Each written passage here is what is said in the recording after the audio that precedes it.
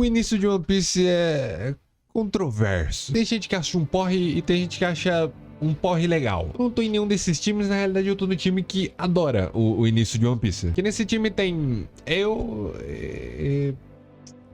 e só também. Mas hoje eu vou tentar recrutar mais alguns membros pra esse time. Porque assim, eu acho fácil que o começo de One Piece é a minha parte favorita da história. E ó que tem parte pra cacete pra escolher. E o meu motivo pra gostar tanto do começo é simplesmente uma palavra. Simplicidade. Simplesmente simplicidade ficou meio redundante. Bom, pra falar do início de One Piece e dessa simplicidade, nada melhor do que falar principalmente do ativo que mais representa tudo isso. O Luffy. E a Nami também. E é meio que eu não vou falar quase nada dos outros personagens, mas eles ficam aí esperando o seu momento de brilhar, o seu momento de glória. O Sop lá em Water 7, o Sanji vai ter seu momento lá em Holy Cake, o Zoro tá esperando. Exceto se você considerar um SBS falando da sua família um momento de glória. Bom, minhas escolhas são Luffy e Nami, porque com a história da Nami você consegue entender muito bem o personagem do Luffy, e o Luffy é basicamente a história dele, é a história de One Piece, né? Então uma coisa leva a outra. Bom, mas antes de eu começar, deixa o seu like, se inscreve no canal, eu juro que você não vai se arrepender. Se quiser depois, no final do vídeo, se inscreve mesmo, foda-se. Como eu tinha dito, o Luffy é alguém simples, desde o seu design. Não aquele ali, basicamente esse. Chinelo, short, colete e, obviamente, o chapéu de palha. O chapéu é esse que foi dado pelo Shanks, que é basicamente o mais próximo que o Luffy teve de uma figura paterna quando era criança. Porque a família dele é meio foda-se. Bom, inclusive não é de se impressionar que até hoje o Luffy adulto ele se veste de uma forma bem parecida com a que o Shanks se vestia. Já parou pra reparar isso? Mas bem, o Shanks ele tem uma importância gigante na vida do Luffy, porque ele não só entrega o chapéu pro Luffy, mas ele também dá o braço pra salvar a vida do moleque. E como o Shanks era um pirata e o Luffy admirava ele muito por ser um pirata, nada mais impressionante do que o Luffy se tornar um pirata depois de crescido. Aí ele comeu a Gomu Gomu no Mi também, que é detalhe. É uma fruta do capeta, menino. Você acredita? Quem come ela vira de borracha. O Luffy é um cara de borracha. Ou pelo menos vai ser isso que vão dizer pelos próximos 1000 capítulos. O Luffy com 17 anos começou a navegar pelo mar e saiu com um bote e um barril. Até que logo no começo da sua jornada ele encontra um redemoinho e afunda.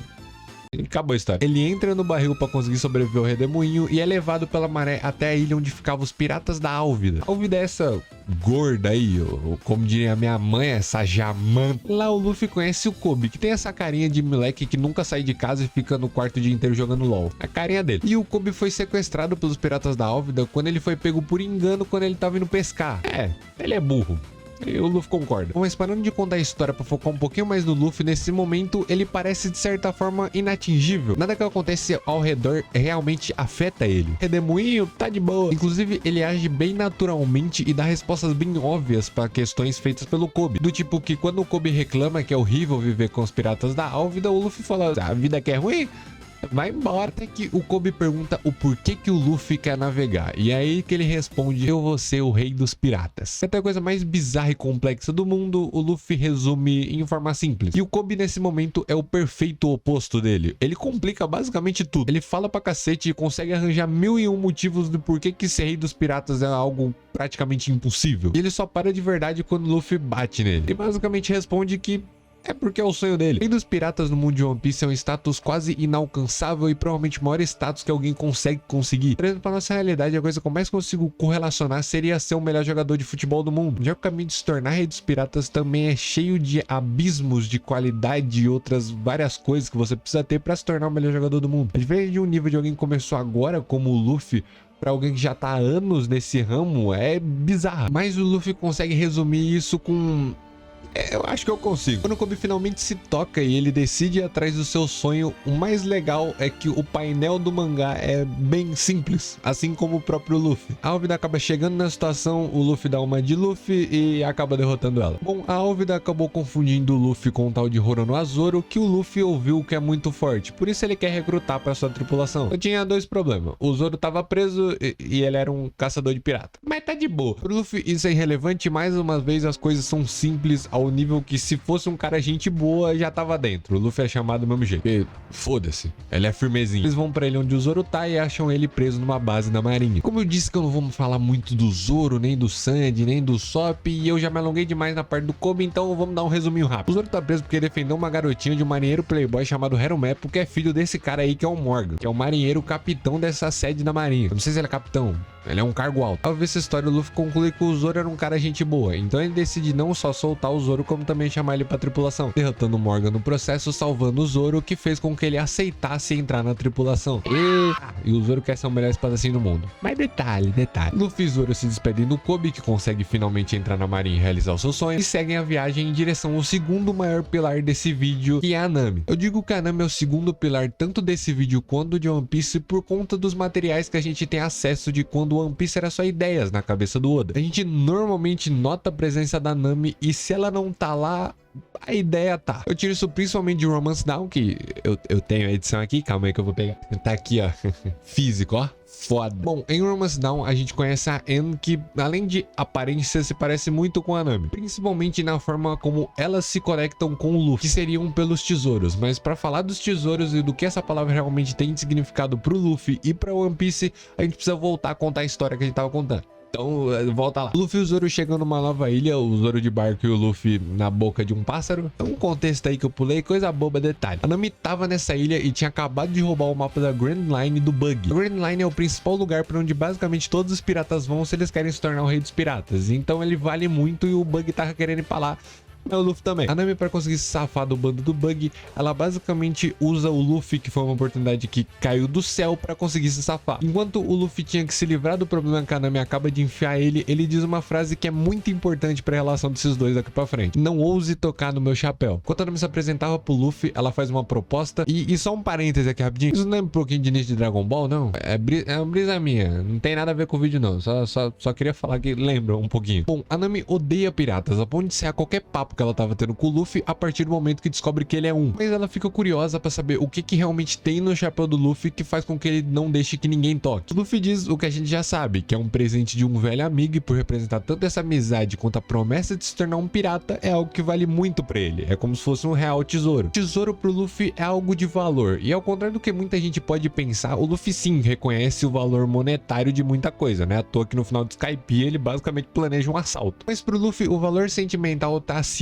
porque trazendo pro nosso mundo seria mais ou menos aquele cara que prefere usar a camisa do time que ele ama do que, sei lá, uma camisa chique. Não que eu faça isso, né? Quando o Luffy fala sobre o seu tesouro, a reação da Nami lembra bastante a reação da Anne lá em Romance Down, mas de formas diferentes. Ambas ficam quietas e ficam olhando pro Luffy, de certa forma admirando ele, mas como eu disse, de modos diferentes. A Anne em Romance Down, no momento que conhece o Luffy, já sabe o que realmente significa um tesouro. Já a Nami ainda não. Depois a Nami engana e sequestra o Luffy, entrega ele de mão beijada assim pro Bug, assim. É coisa boba, detalhe. Bom, pro Bug conseguir ter certeza de que a Nami realmente não tá do lado do Luffy, ele pede pra ela matar ele. Pensando que uma pessoa que supostamente tem tanto ódio sobre piratas, seria fácil matar um pirata. Mas a Nami hesita e é aí que o Luffy diz a seguinte frase: suas mãos estão tremendo. A honra de um pirata é o que define o que ele realmente é, e você ainda não tem a força necessária pra isso. A Nami retruca e pergunta se honra é o jeito que o Luffy chama matar pessoas inocentes. Então o Luffy diz: pera um pouquinho, calma, não priemos cânico. Eu já vou falar. Antes da gente ver o que o Luffy fala, pra conseguir entender melhor o que ele vai falar, a gente vai dar um salto de alguns capítulos, coisa pouca. A gente tá no 9 e vai pular pro 77. Pouca coisa. Em 1000, tá reclamando de uns 60 e pouco, porque a Nami não é o oposto da simplicidade do Luffy como o Kobe, mas sim um oposto da vivência que o Luffy teve. A Nami foi criada por uma marinheira, a Belemere, que achou tanto a Nami quanto a irmã adotiva dela, a Nojiko, no meio de um campo de guerra. A Belemere então decidiu se aposentar e dedicar a vida para criar as duas meninas como suas filhas adotivas. Mas como não tá fácil pra ninguém, dinheiro era meio foda. E a Nami, sendo uma criança burra, não entendia muito bem por que eles não tinham dinheiro e não aceitava muito bem a situação. Ela roubava livros da biblioteca e sempre reclamava por ter que usar as roupas velhas da Nojiko e não ter realmente roupas novas. Para dizer certo, irritada é pouco. A falta de condição que a Nami vivia e também por deduzir que ela era um fardo para a própria mãe fez muito mal para a cabeça da Nami. A Nami se enxergava como um fardo porque na visão dela, se a Belemere não tivesse adotado as duas, ela viveria muito bem. Na visão da Nami, o dinheiro que a Belemere consegue vendendo laranjas da plantação dela só é insuficiente porque a própria Nami existe. Até que um dia a vila onde elas moravam é invadida pelo bando do Arlong, um bando pirata. E não qualquer bando pirata, um bando pirata é feito por tritões, que são criaturas muito mais fortes fisicamente do que qualquer ser humano normal, fazendo com que a vila não conseguisse reagir e a partir dali meio que o Arlong era dono da vila inteira, cobrando basicamente um aluguel de vida de adultos e crianças que se não pagasse Ele chegou na casa da Belemere e a Belemere não tinha dinheiro.